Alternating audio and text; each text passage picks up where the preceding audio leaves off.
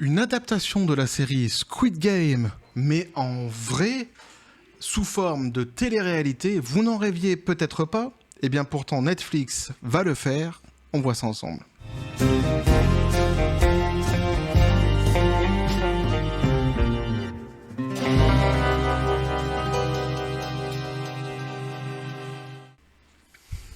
Et je me dois d'être honnête avec vous, d'être tout à fait honnête avec vous, je ne suis pas un grand fan des téléréalités en règle générale. J'ai bien suivi par le passé quelques shows télévisuels, mais je ne pense pas qu'on puisse, même si aujourd'hui c'est devenu un peu de la télé-réalité, je ne pense pas qu'on puisse vraiment appeler ça de la télé-réalité. C'était par le passé, j'ai regardé un peu koh, j'ai regardé un peu Pékin Express, et par contre, j'avoue, j'ai un petit péché mignon, c'est Top Chef. Top Chef, je regarde et putain, qu'est-ce que le niveau il était bas cette année. Alors j'ai pas vu la finale encore, mais je me doute un peu de qui va gagner parce que j'ai trouvé que c'était tellement politique en plus. C'est de plus en plus. Enfin bref. Et j'ai trouvé que le niveau était de plus en plus bas. Mais cette année, putain, pas de compétition, rien. Les mecs, s'ils creusaient encore un petit peu plus, ils auraient fini par trouver du pétrole tellement c'était bas.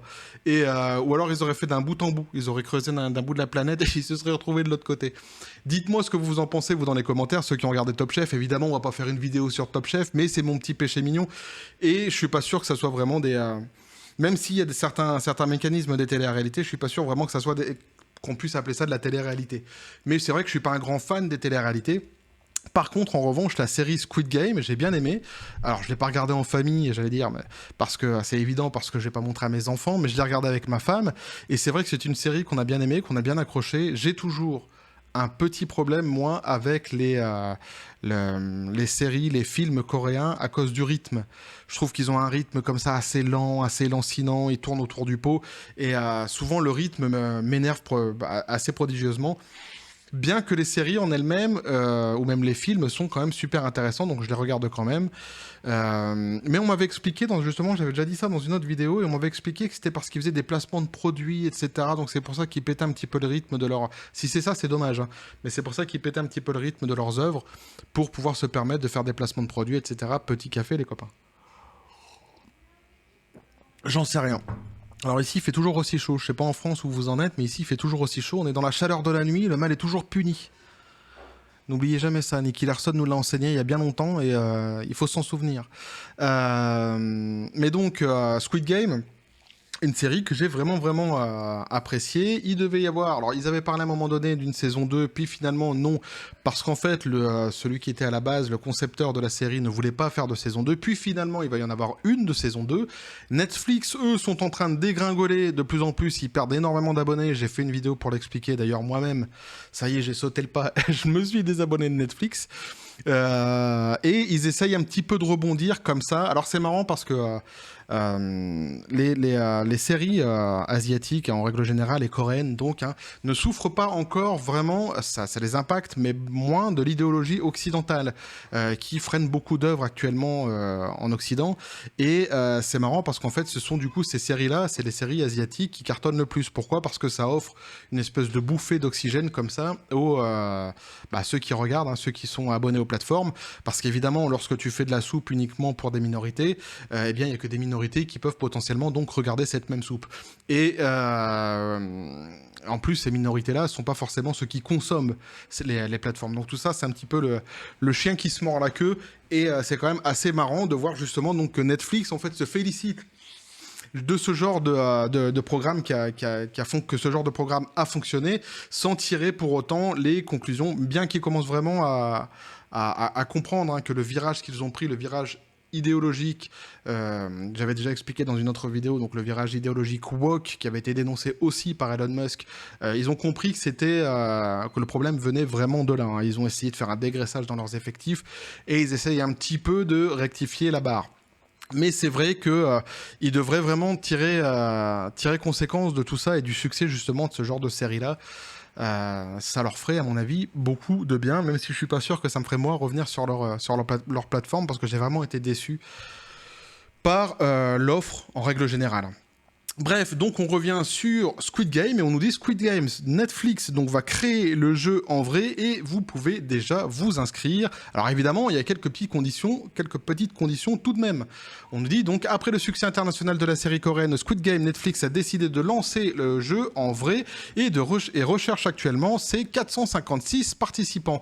À part si vous avez vécu dans une grotte ou sans électricité pendant des mois, vous vous rappelez très certainement du succès phénoménal qu'a connu la série Netflix coréenne Squid Games.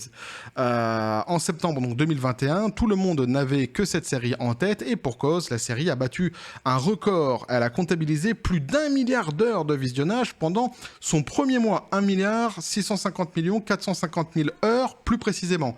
C'est quand même franchement pas rien. Donc, hein. C'est pour ça que je dis qu'il devrait vraiment tirer les conclusions du succès de ces séries-là par rapport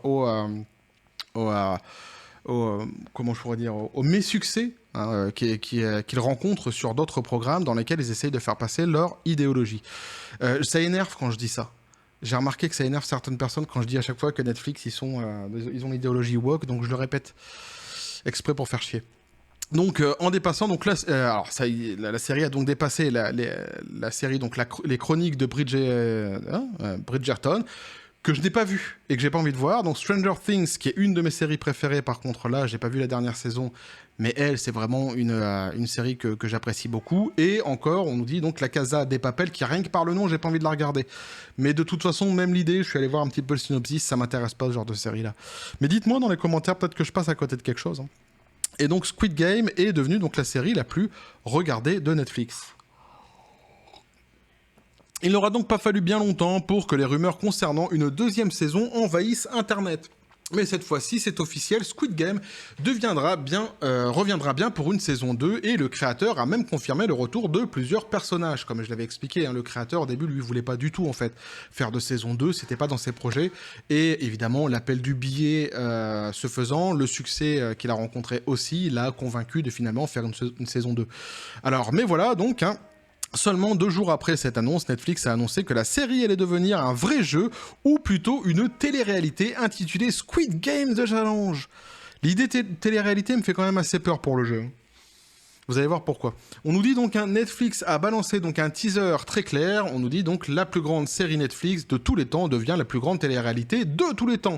Ce qu'on craignait tous est donc arrivé. Vous pouvez désormais vous inscrire pour faire partie des 456 participants qui pourront s'affronter dans des jeux similaires à ceux de la série et surtout tenter de remporter les 4,56 millions de dollars et ça a fait des pancakes.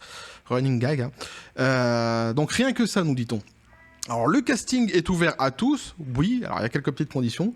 Alors, les seules conditions sont déjà de parler anglais, donc si tu parles pas anglais, bah, c'est pas ouvert à tous parce que c'est pas ouvert à toi, d'avoir plus de 21 ans et de détenir un passeport valide et de n'avoir jamais travaillé pour Netflix. Alors moi, je remplis toutes les conditions, je parle anglais, j'ai un petit peu plus de 21 ans là, depuis quelques jours, juste un petit peu plus, et j'ai un passeport valide. Et je ne travaille pas pour Netflix. D'aucuns diraient même que je leur tire quand même très souvent un boulet rouge dessus, donc on peut pas m'accuser de servir la soupe à Netflix. Hein.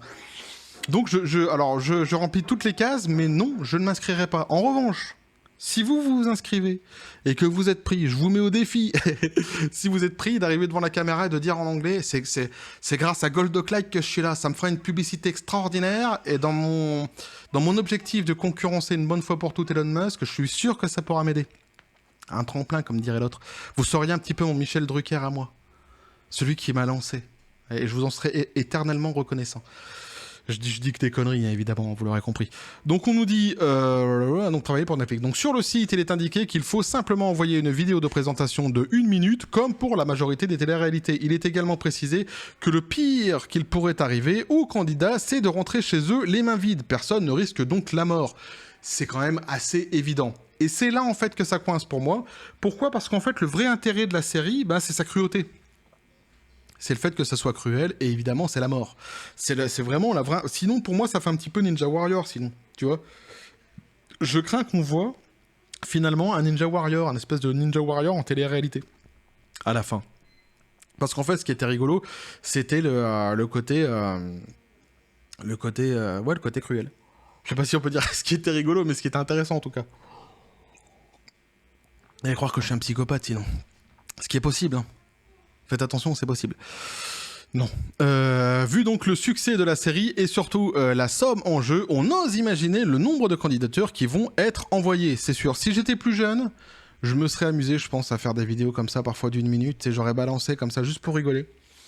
En faisant des personnages, en faisant des conneries, puisque j'étais quand même assez habitué à ça quand j'étais gamin. Mais je suis sûr qu'en plus, à faire des conneries comme ça, c'est là où justement les mecs ils t'appellent et qui te prennent finalement parce que ça les intéresse. Mais plus jeune, peut-être que je me serais amusé, pas à faire le jeu, mais juste à balancer une vidéo à la con. Alors, vous voulez donc jouer à un jeu, donc, nous dit-on, le Twitter officiel de Netflix, on nous dit donc inscrivez-vous à Squid Game, The Challenge, sur squidgamecasting.com. N'hésitez pas les copains. C'est fait pour vous, je le sens bien, je sens que c'est taillé sur mesure. Alors, le vice-président de la section télé-réalité et séries documentaires de Netflix, Brandon Rieg, s'est exprimé sur ce nouveau projet dans une déclaration reléguée par Collider. Squid Game a pris d'assaut le monde grâce à l'histoire captivante et les images emblématiques du réalisateur Wong Dong-hyuk. Évidemment, Wang, si je prononce mal ton nom, je le prononce mal. Toutes mes excuses. Nous sommes donc reconnaissants du soutien alors que nous transformons le monde fictif en réalité pour cette expérience sociale et cette compétition massive. Donc les fans de la série dramatique sont prêts pour un voyage fascinant et imprévisible alors que nos 456 vrais concurrents s'embarquent dans la plus grande série compétitive de tous les temps, pleine de tensions et de rebondissements pour tenter de remporter la plus grosse somme de tous les temps. Alors si avec ça t'es pas convaincu, c'est que t'es comme moi. Et si t'es comme moi, je te le dis tout de suite, t'es perdu d'avance. On peut plus rien pour toi. C'est fini, c'est un petit coup de serviette. C'est fini. Si t'es comme moi, t'es irrécupérable. C'est ce qu'il m'avait dit à l'école. Il disait ça à mes parents, votre fils il est irrécupérable. Et en fait, ils avaient raison. J'étais vraiment irrécupérable. À l'époque, je me disais, ouais, c'est pas gentil de dire des choses comme ça. Et finalement, ils avaient raison. Donc si pour le moment aucune date de sortie n'a été annoncée, le site demande aux candidats d'être disponibles donc en début d'année 2023 pour le tournage, donc sans doute une série qu'on verra vers 2024-2025. Le jeu donc pourrait donc arriver avant, après ou même au même moment que la deuxième saison, donc on ne sait pas. J'aime bien l'article, comment il finit, parce qu'il pourrait arriver là, ou peut-être là-bas, je ne sais pas. Donc il n'a pas encore de date non plus, donc la saison 2 n'a pas de date. Et donc à la fin, il vous pose la question, alors est-ce que vous allez vous inscrire ? Je vous pose aussi la question à vous, bande de chenipans. Allez-vous vous inscrire à cette nouvelle télé-réalité ? Je ne pense pas, mais bon, pourquoi pas.